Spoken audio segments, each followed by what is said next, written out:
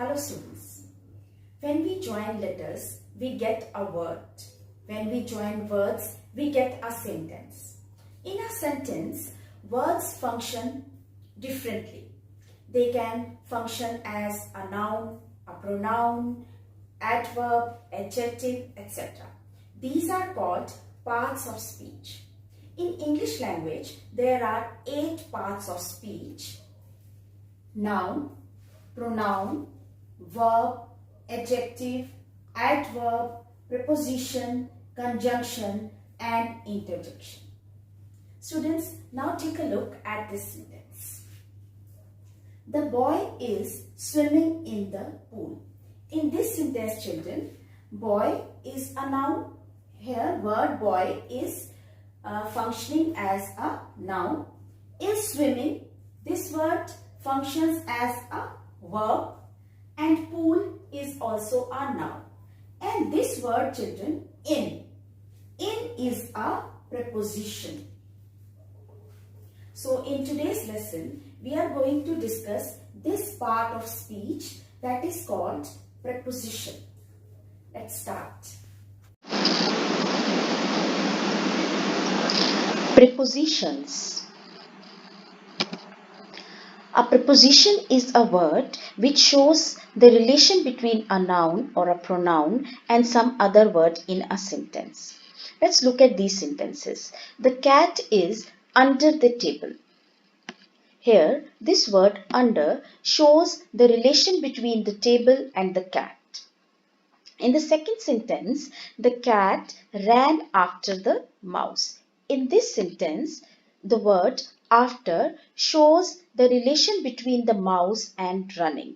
So these words under and after are prepositions. And remember, children, that a preposition is always followed by a noun or a pronoun. Now, let's talk about types of prepositions. Based on their use in a sentence, the prepositions can be divided into the following categories: prepositions of place or position, prepositions of time, prepositions of moment and direction. First, we will talk about prepositions of place. Prepositions of place refer to those prepositions which can be used to show where something is located. Let's look at some of the examples of prepositions of place. These are the examples of prepositions of place: above, up, after, on, between, over, etc. These all are the examples of prepositions of place. Let's look at these sentences. The aeroplane is flying above the clouds. The dog buried the bone under the ground. Our house is at the end of the street. Here, these words above, under, and at are prepositions of place because they answer the question where. For example, the dog buried the bone where? Under the ground. So prepositions of place tell us the position or place of a thing, and they also answer the question where.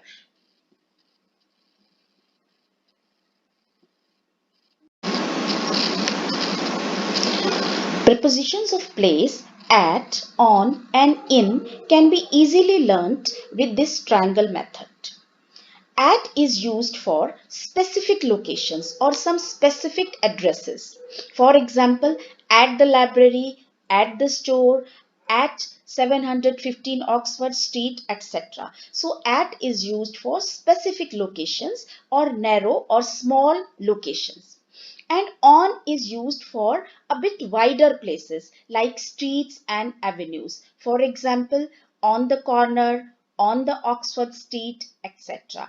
And in is used for even larger or wider spaces like country, city, and neighborhood. For example, in New York, in England, in Chinatown, etc.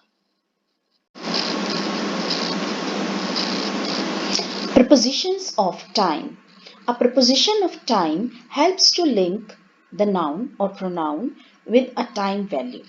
It functions as an indicator as to what point of time did an event occur. Let's look at some of the examples of prepositions of time. About, before, after, until, between, during, etc. are prepositions of time. Let's look at these example sentences. The train is about an hour late.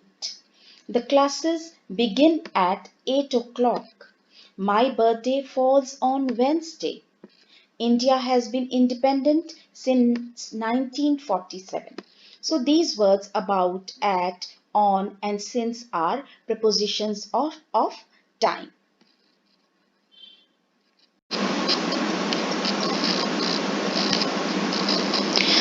Students, prepositions of time at, on and in can be easily learnt with the triangle method.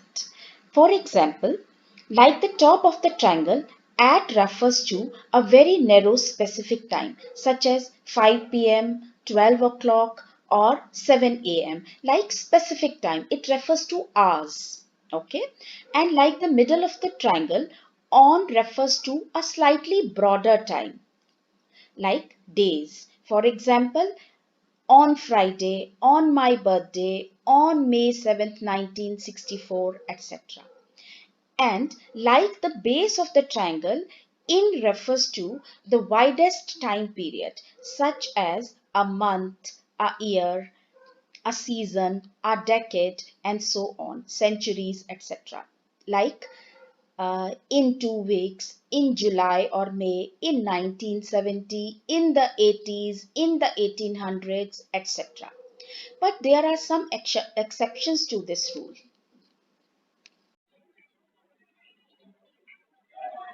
Prepositions of movement and direction. A preposition of movement is used to show movement to or from a place. Let's look at some of the examples of prepositions of movement and direction. Down, past, into, behind, etc. are the prepositions of movement and direction. The cat has climbed up a tree. The children got off the bus. She ran along the pavement. The bus goes towards the market.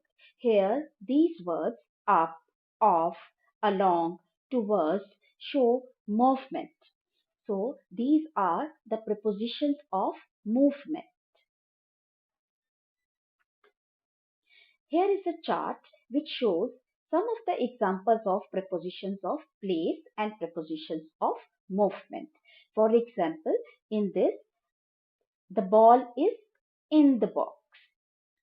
The ball is on the box, under the box, in front of the box, behind the box, next to the box, etc.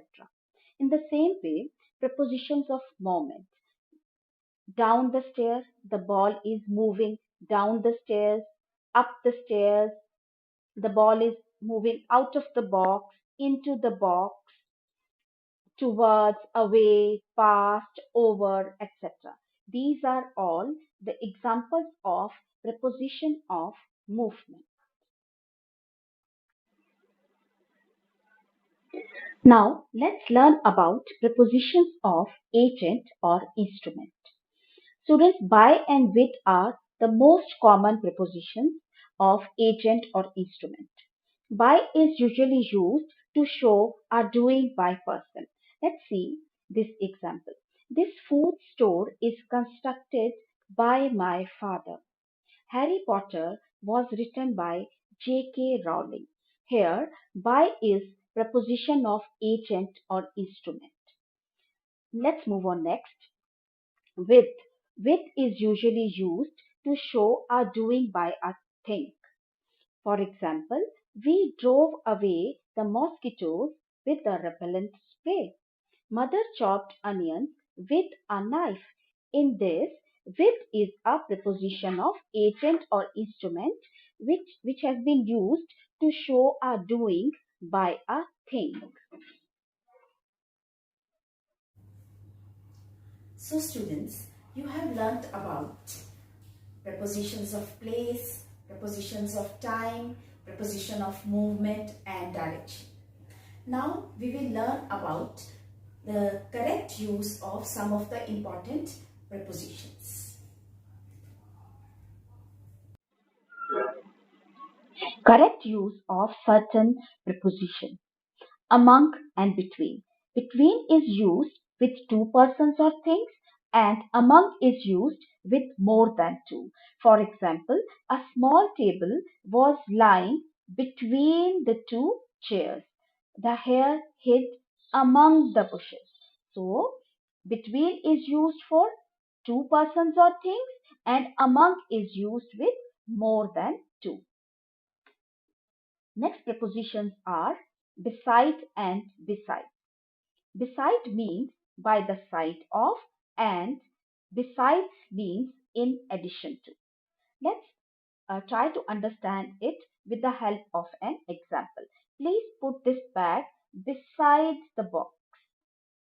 Means put this bag by the side of box. Besides giving me books, she gave me her notes. Means in addition to giving me books, she gave me her notes. So beside means by the side of, and besides means in addition to. Next prepositions are in and into. Into is used to indicate an action or movement. He walked into the room. When there is action or movement associated, then we use into. And in is used uh, to indicate the position of something, rest position of something. For example, he is sitting in the room. Since and for. Since is used when the emphasis is on the point at which an action started, a specific time at which point the action started. For that we use since. For example, he has been working since 9 o'clock. And for is used to suggest time period, and it is used to suggest the period for which an action has been going on. So it suggests the duration. I have been working for 2 hours. So since is used for on the point for on which the action started, and for is used for the duration.